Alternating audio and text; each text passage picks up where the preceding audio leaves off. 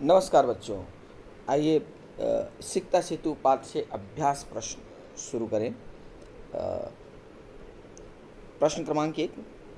अधोलिखितानां प्रश्नानाम् उत्तराणि संस्कृत भाषया लिखत। नीचे लिखे गए प्रश्नों के उत्तर संस्कृत भाषा में लिखें। तो पहला प्रश्न है, अनधीतः तपोदत्तः कैः गर्भितः अभवत्। अनधीतः तपोदत्तः, अनपढ़ तपोदत्त किसके द्वारा अपमानित किया गया। अनपढ़ तपोदत्त किसके द्वारा अपमानित किया गया, अर्थात किसके द्वारा उसका अपमान हुआ। तो उत्तर पाठ के प्रारंभ में यहाँ पे पहली लाइन में ही स्पष्ट है, सर्वैः कुटुम्बिभिः मित्रैः ज्ञातिभिः जनैश्च गर्हितो अभवन्। तो ये उत्तर हो जाएगा, अनधीतः तपोदत्तः सर्वैः कुटुम्बिभिः, अनधीतः तपोदत्तः सर्वैः कुटुम्बिभिः मित्रैः ज्ञातिभिः जनैश्च गर्हितो अभवत्। प्रश्न अभवत है प्रथम पुरुष में, इसलिए उत्तर भी प्रथम पुरुष में ही होगा। तो गर्हितो अभवत्। तो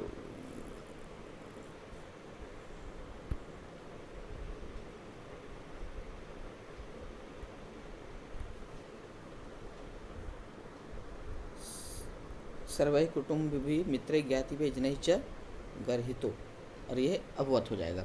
इसके पहले प्रश्न का प्रथम हिस्सा अनधीतः तपोदत्तः, ऐसा कर देंगे। चलिए आगे बढ़ें अगले प्रश्न पर।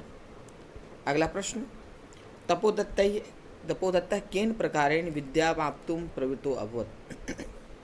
तपोदत्त किस प्रकार से विद्या प्राप्त करने के लिए प्रवृत्त हुआ, तैयार हुआ।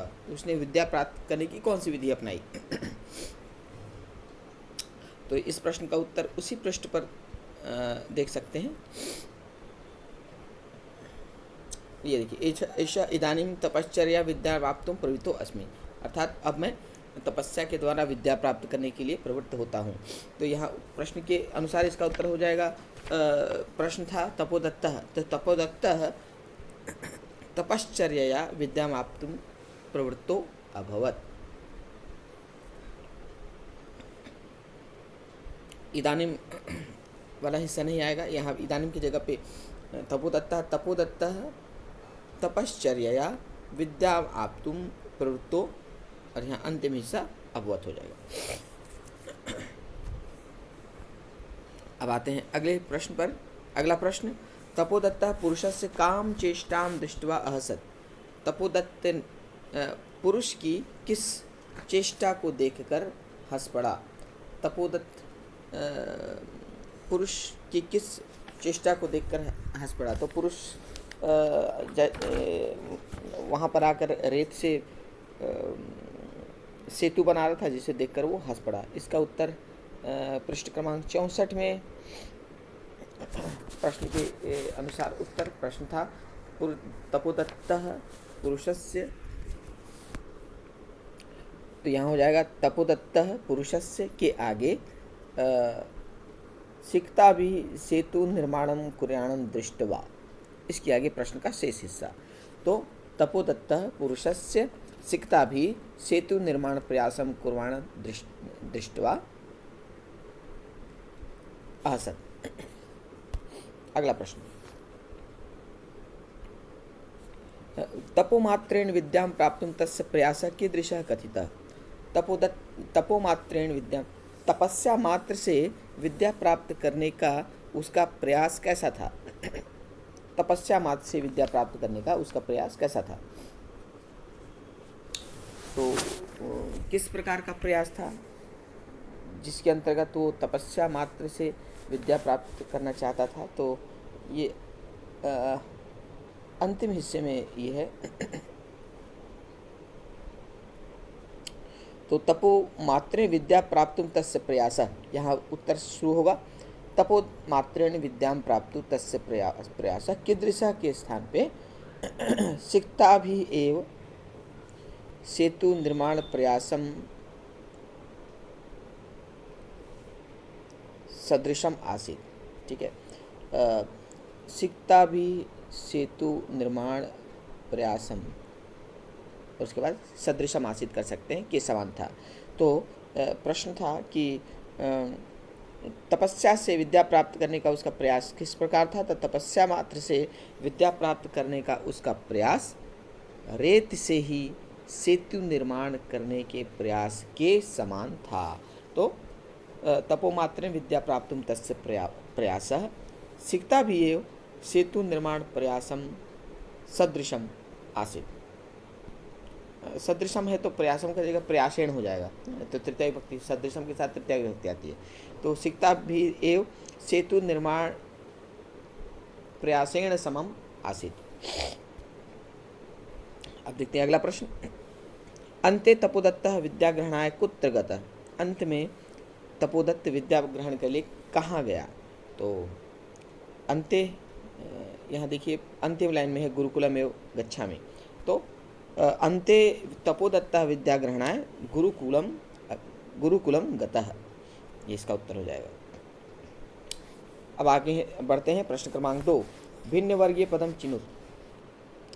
इस ग्रुप में एक शब्द ऐसा है जो कि ग्रुप के अन्य शब्दों से भिन्न है, तो उस भिन्न पद को पहचानना है।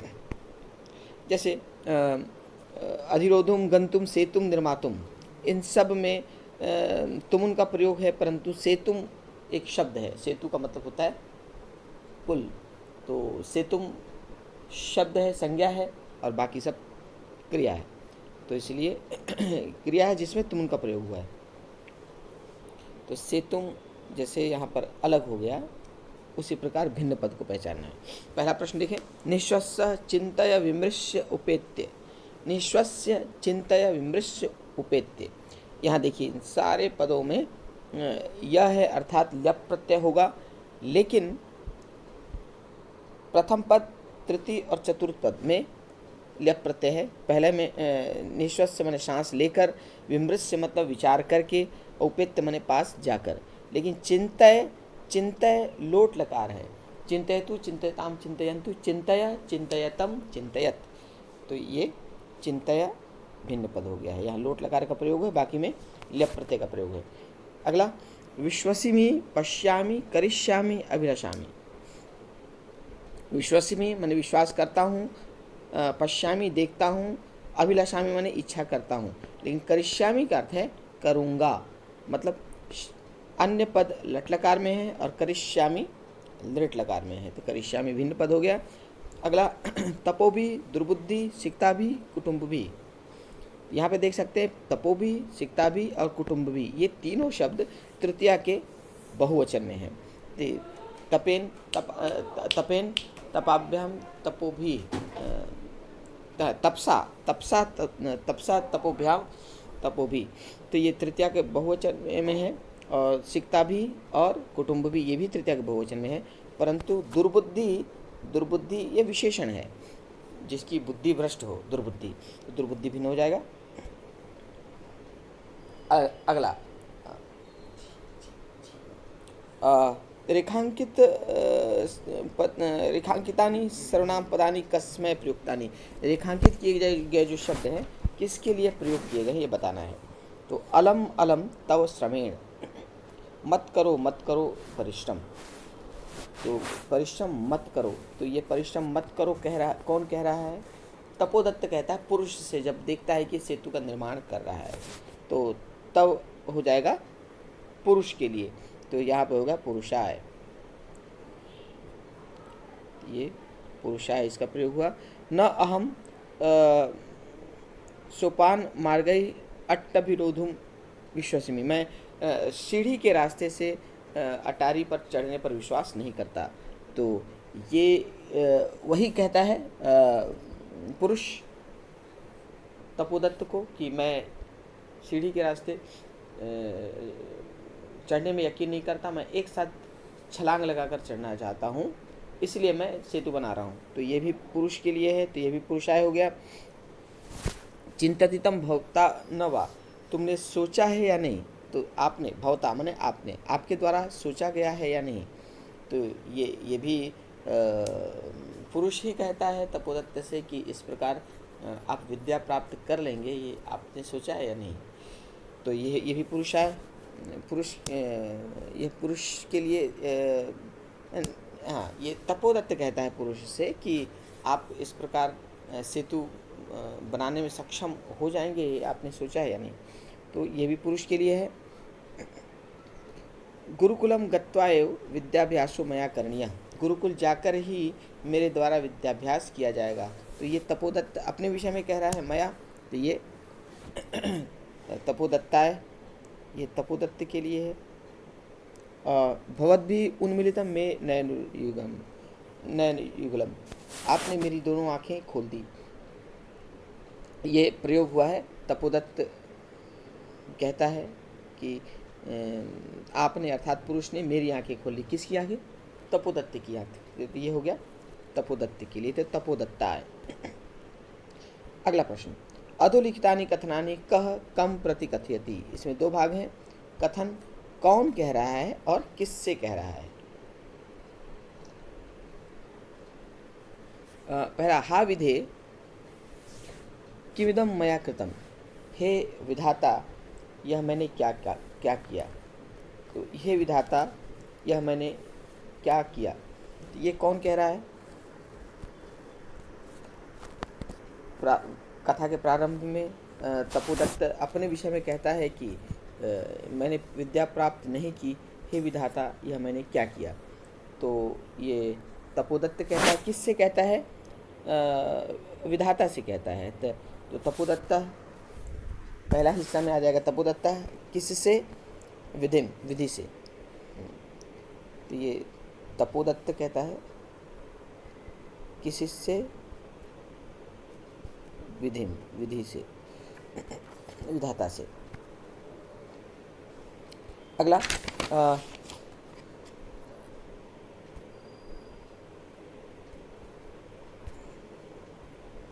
भो महाशय किमिदं विधीयते, हे महाशय यह क्या कर रहे हैं? हे महाशय आप यह क्या कर रहे हैं? तो ये उस दृश्य का वर्णन है जब वह तपोदत्त देखता है कि एक व्यक्ति रेत से सेतु बना रहा है, तो पूछता है।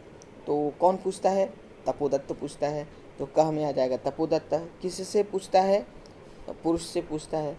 तो तपोदत्त पुरुषाय, तपोदत्त पूछता है पुरुष से, पुरुषाय। अगला, भो तपस्विन कथम माम उपरोत्सि, हे तपस्वी इस तरह आप मुझे क्यों अपमानित कर रहे हैं? तो ये तपस्वी से कह रहा है, अर्थात पुरुष कह रहा है। तो पुरुष तपस्वी से कह रहा है, पुरुष तपोदत्त से। अगला, सिक्ता जल प्रवाह स्थास्यन्ति किम, क्या पुल जल के प्रवाह में ठहरेगा? तो ये कौन कहता है? तपोदत्त कहता है। किससे? पुरुष से कहता है, जो कि पुल बनाने का प्रयास कर रहा है। न हम जाने को अस्ति भगवान, मैं नहीं जानता आप कौन हो। तो पुरुष को देखकर तपोदत्त कहता है कि इस प्रकार का कार्य आप कर रहे हैं, मैं नहीं जानता कि आप कौन हैं। तो तपोदत्त किसके लिए? पुरुष के लिए। तपोदत्ता पुरुषाय। अगला प्रश्न, स्थूल पदानि अधिकृत्य प्रश्न निर्माणं करो, स्थूल पदों के आधार पर, बोल्ड जो पद हैं उनके आधार पर प्रश्न का निर्माण करना। तपोदत्ता तपश्चर्यया विद्याप्तुम प्रवृत्तो अभवत्, तपोदत्त तपस्या से विद्या प्राप्त करने के लिए तैयार हुआ। तो जब तपश्चर्यया मतलब तृतीय विभक्ति, ये हो गया कया, कया। दूसरा, तपोदत्ता कुटुम्बी मित्रैः गर्हितः अभवत्, तपोदत्त अपने परिजनों और मित्रों के द्वारा अपमानित हुआ। तो तपोदत्ता अर्थात प्रथम विभक्ति, तो यहाँ पे हो जाएगा कह, कौन अपमानित हुआ? तपोदत्ता। पुरुष नद्यां सिक्ताभिः सेतु निर्माणं प्रयतते, पुरुष नदी में रेत से सेतु बनाने का प्रयास करता है। तो नद्याम मतलब नदी में, मतलब किस में, तो नद्याम की जगह कस्याम या कुत्र हो सकता है। स्थान है तो कुत्र भी हो सकता है, तो यह कुत्र भी हो सकता है और कस्याम, लेकिन कुत्र ज़्यादा उचित है। तो कहाँ पर सेतु निर्माण का प्रयास करता है। तपोदत्ता अक्षर ज्ञानम विना एव वैदुष्यमाप्तुम अभिलषति। अक्षर ज्ञानम विना, तो विना के साथ द्वितीय है तो कम विना, तो ये कम विना वैदुष्यमाप्तुम अभिलषति, यहाँ पे अक्षर ज्ञानम के स्थान पे कम हो जाएगा। तपोदत्ता विद्याध्ययनाय गुरुकुलम अगच्छत। तपोदत्त विद्याध्ययन के लिए गुरुकुल गया। तो यहाँ उद्देश्य है, किसके लिए गया, तो जहाँ पर उद्देश्य है तो वहाँ पर किमर्थम होता है, किसके लिए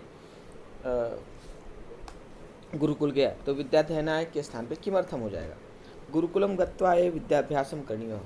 गुरुकुलम गत्वा स्थान है तो मतलब कुत्र, तो कुत्र गत्वा ए विद्याभ्यास करणीय, तो कुत्र गत्वा ए विद्याभ्यास करणीय। अगला प्रश्न, उदाहरणम अनुसृत्य विग्रह पदानाम समस्त पदान लिखत। विग्रह किया हुआ है, समस्त पद लिखना है। समास विग्रह है यहाँ पे। संकल्पस्य सात्ययन संकल्प सात्ययन, तो उसी प्रकार अक्षराणाम ज्ञानम अक्षर ज्ञानम, अक्षरों का ज्ञान अक्षर ज्ञान। सिक्ताया सेतु सिक्ता सेतु, रेत की पुलिया सिक्ता सेतु। पितु चरणई पितृचरणई पितृ, तो यहाँ पे मूल हो जाएगा पितृ, पितृ चरणई। अगला गुरुगृहम गुरुगृहम, विद्याया अभ्यास विद्याभ्यास, विद्या का अभ्यास विद्याभ्यास। अगला उदाहरणम अनुसृत्य अधोलिखितानाम समस्त पदानाम विग्रहम कुरु। अब यहाँ पे समास दिया हुआ है, उसको विग्रह करना है। नैनुगलम नैनयोः युगलम, जोड़ी नैनों की जोड़ी, आँखों की जोड़ी। तो आँखें दो हैं तो षष्ठी का द्विवचन नैनयोः युगलम।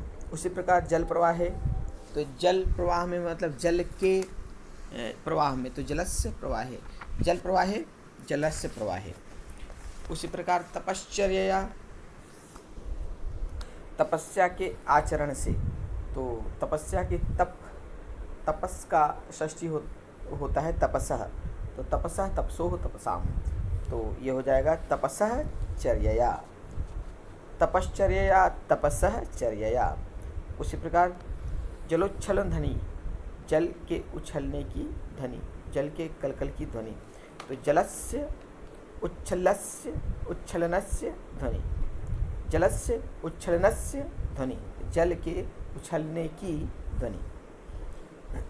सेतु निर्माण प्रयास, अर्थात सेतु निर्माण का प्रयास, सेतु के निर्माण का प्रयास। तो सेतु का षष्ठी सेतोः, सेतोः और निर्माण की षष्ठी निर्माणस्य, तो सेतोः निर्माणस्य प्रयासः, सेतु निर्माण प्रयासः, सेतोः निर्माणस्य प्रयासः। आगे बढ़ते हैं। उदाहरणम अनुसृत्य कोष्टकात् पदम आदाय नूतनम वाक्यद्वयम रचयत। जैसे अलम चिंतया, अलम के साथ तृतीया विभक्ति होती है, आपको पता है। जहाँ नकारात्मक अर्थ है वहाँ पे उपपद के अनुसार तृतीया की विभक्ति का प्रयोग होता है। उसी प्रकार अलम के कुछ और प्रयोग करने हैं। पहला प्रयोग भय के साथ होगा, तो अभय के साथ अलम, भय का तृतीया भयेन, तो हो जाएगा अलम भयेन। कोलाहल, तो अलम कोलाहलेन, मतलब कोलाहल मत करो। उसी प्रकार अनु के साथ द्वितीय का प्रयोग होता है, तो मान अनुस गच्छति, मेरे पीछे वह चलता है। उसी प्रकार गृह का अनु, तो द्वितीय का प्रयोग, तो गृह का द्वितीय गृहम, तो गृहम अनु सह गच्छति। पर्वत, तो पर्वतम अनु सह गच्छति। नेक्स्ट,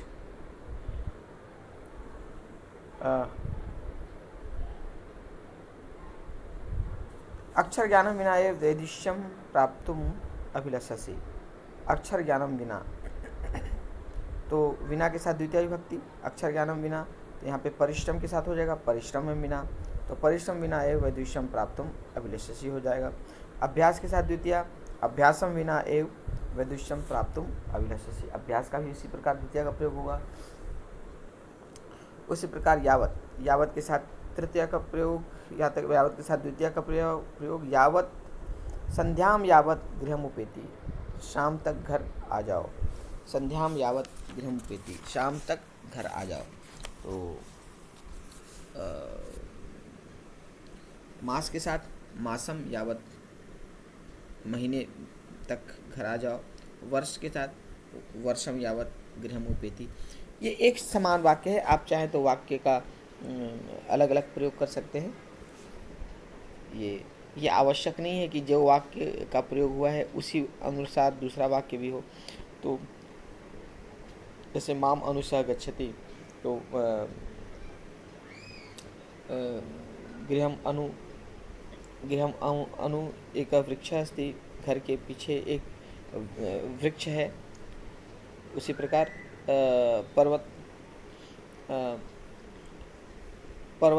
पर्वतम अनु तड़ागा अस्ति, पर्वत के पीछे तालाब है।